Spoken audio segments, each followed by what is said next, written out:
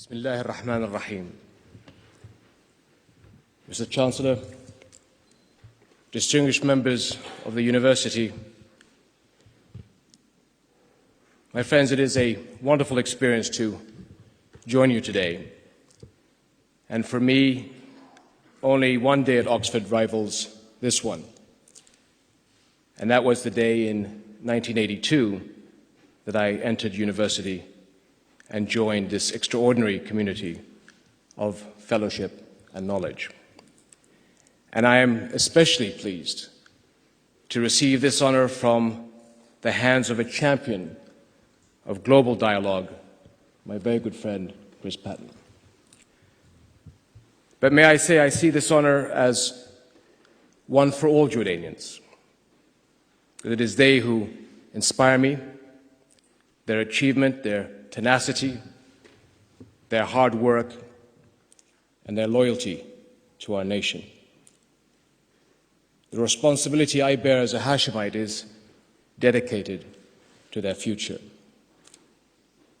So today it is on behalf of all Jordanians that I do most gratefully accept this honorary degree. My friends, since 1190, Oxford has been welcoming international students, encouraging the most rigorous inquiry and inspiring innovative thinking. This university is the wellspring of a worldwide community of graduates, men and women energized by its standards of excellence and social responsibility. Scholars and scientists here have revolutionized human understanding and advanced human welfare, not only for your country, but for the world. And it is with a deep respect for these global contributions that I wish to speak today. I wish to speak about the urgent need to understand and act upon the threat facing the Middle East today. I wish to speak about the need to prevent global disaster by preventing regional disaster. And I wish to speak about the opportunity to make my region a contributor to world stability rather than a source of radiating crisis. Today, for much of the developed world, wars are history. For the Middle East, they remain a constant. Our region is in the firing line of extremist ideologies that seek to divide and control. Their strategy is to promote confrontation, break down moderation, and sever cooperation with the West. This minority of extremists have driven conflicts that are now increasing at an unprecedented rate. New actors, new military doctrines, and advanced weapons capabilities are transforming the security landscape. Frustration over the Palestinian situation has fueled radicalism. There has been no easing of the public perception that the global system has ignored the Arab and Muslim world. And I don't need to say that for a region as strategic as the Middle East, these trends are a crisis not only for us, but for you. Our regions are deeply intertwined in trade, in the movement of peoples, in security, in ideas. And we have a critical shared interest in how to challenge and how this challenge is met, whether we find the right answers and whether we find them in time. Powerful models are at hand.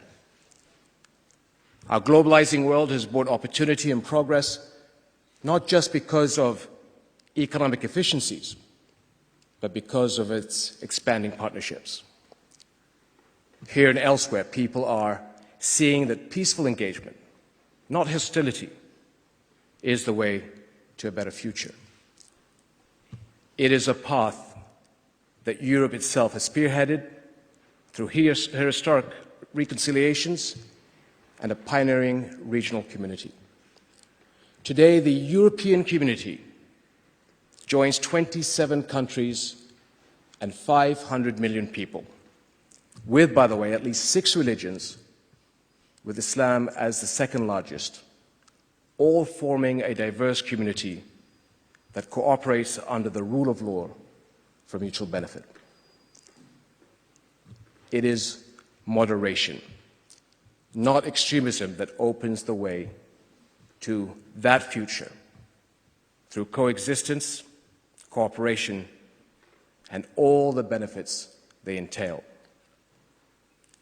And I believe this path is essential for my region.